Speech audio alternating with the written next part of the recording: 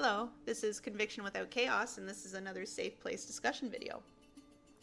I'm still a little sick, so you're still going to hear some congestion in my voice, but gosh darn it, I love due process so much, I guess I couldn't wait to make it.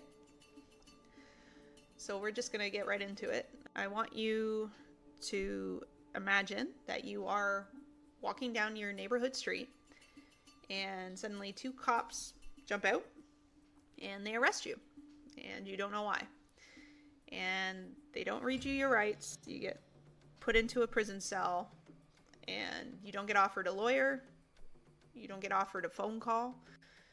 And weeks go by, and there's no trial, and no ending in sight.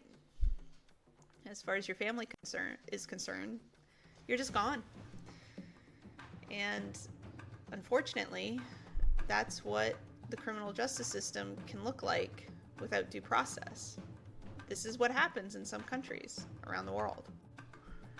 Due process is the principle that the government must follow fair procedures before it can take away your life or your liberty or your property. That means if you get accused of something, at minimum, you get a fair hearing and the chance to respond, legal representation, and the decision of whether or not you are guilty is based on facts in the law and not vendettas.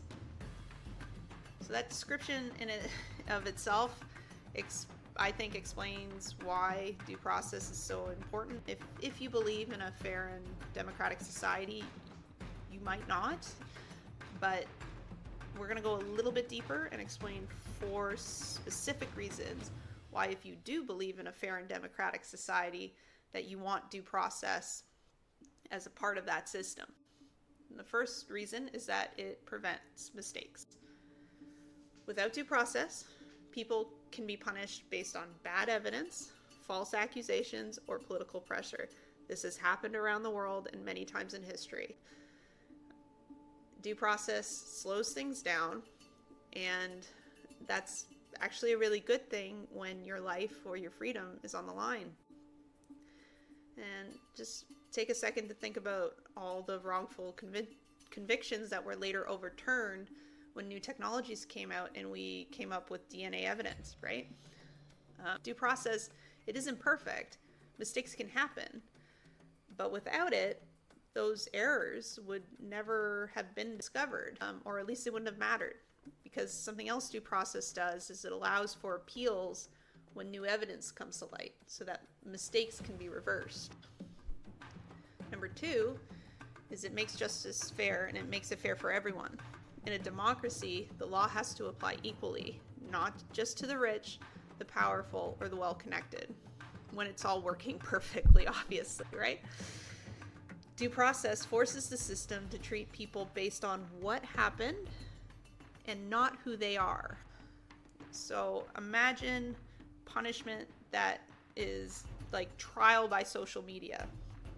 How scary is that, right? So in this system, no punishment is based on public opinion. It's based on evidence, argument, and accountability. Number 3, it limits government power. And there's plenty of folks out there that think that the government is always trying to find ways to get more control, right? Well, if you're one of those people, due process is your friend, because it's this check on that power. It says to the government, no, you don't get to punish someone just because you don't like them. And no, you absolutely can't skip the steps just to make things easier. That is an authoritarian system where the government acts first and justifies itself later. Maybe, maybe not, because it doesn't have to. But in a democracy, due process demands that justification happens first. And finally, number 4, it strengthens the rule of law. Because when people know that rules are being followed, they're more likely to respect outcomes, even when they don't like them.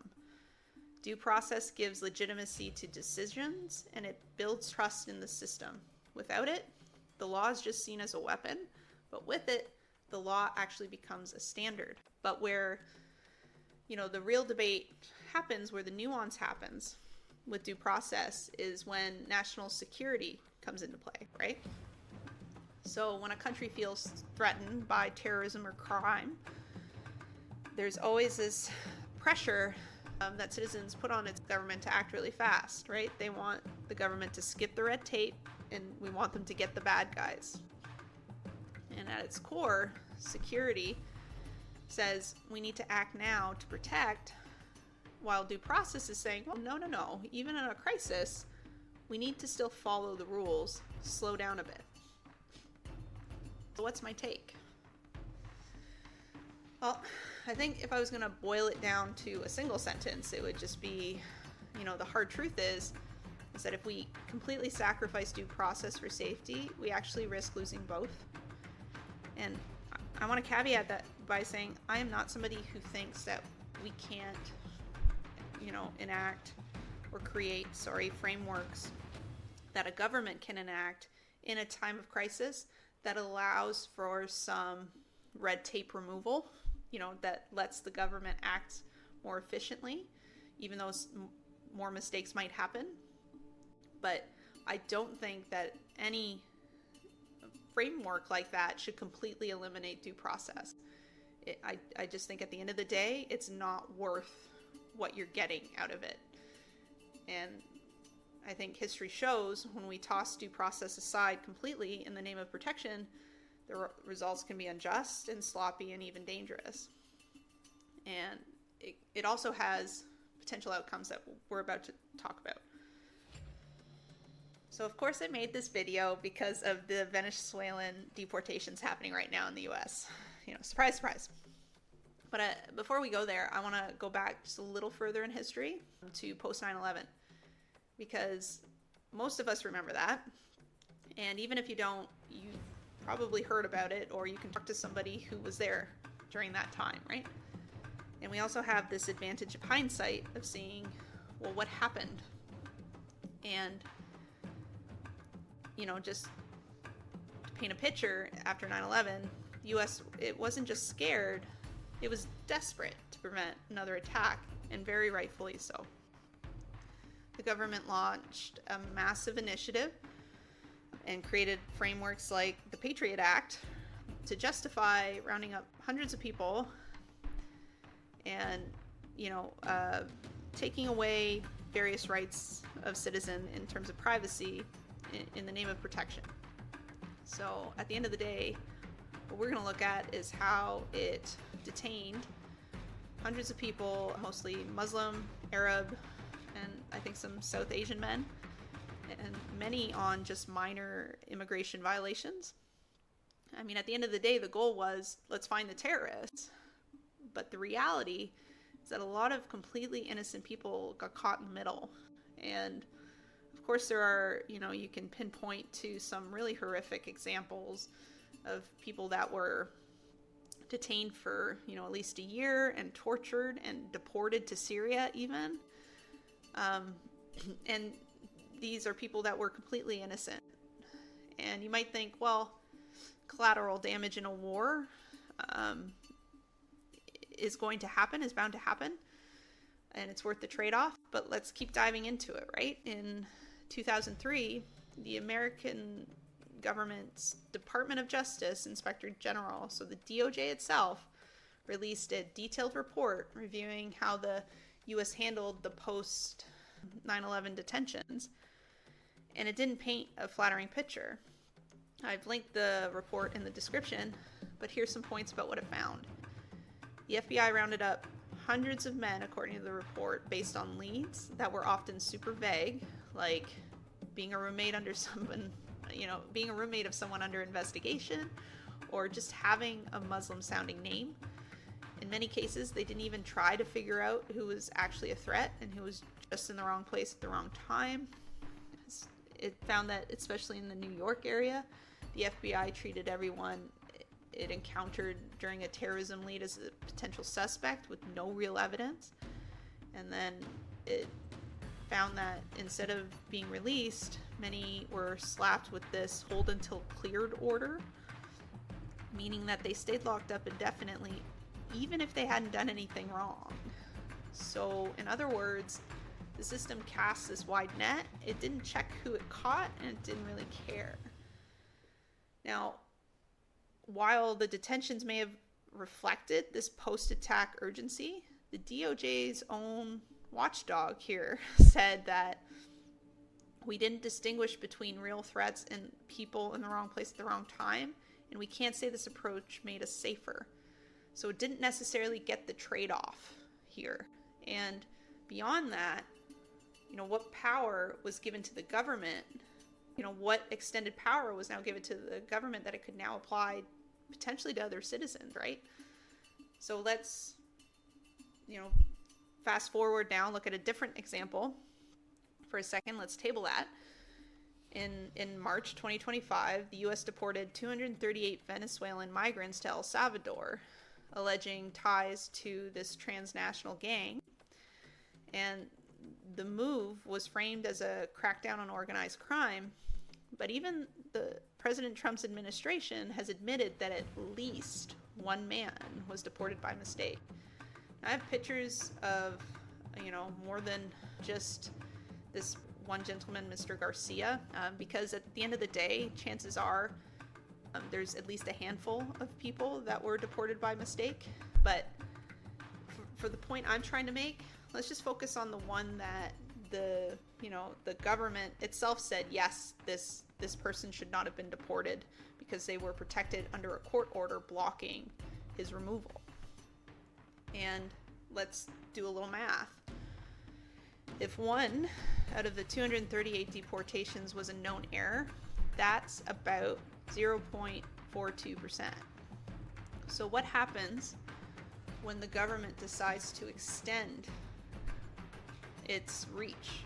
It enacted like some Aliens Act or something to do this. What happens when it says, well, now this applies to even more Venezuelans? Actually, no, this applies to anybody in a transnational organized crime organization, right? Like, what happens when it applies to naturalized citizens? You can look it up. President Trump has just said this, that, they could look in the future to deport. You mentioned that you're open to deporting individuals that aren't foreign aliens but are criminals to El Salvador. Does that include potentially U.S. citizens, fully naturalized Americans?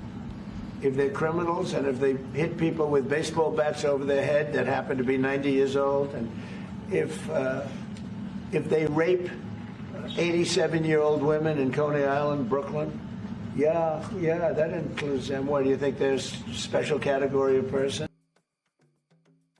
So extended power, like the post 9/11 stuff, where the government's extending its power and it's in control.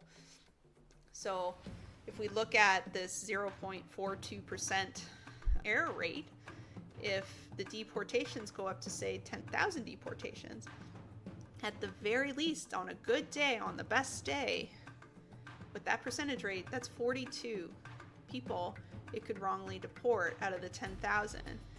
And that to me isn't very acceptable, because it's not just 42 lives, it's 42 families. And 42 people who are supposed to be protected by the system, but they weren't.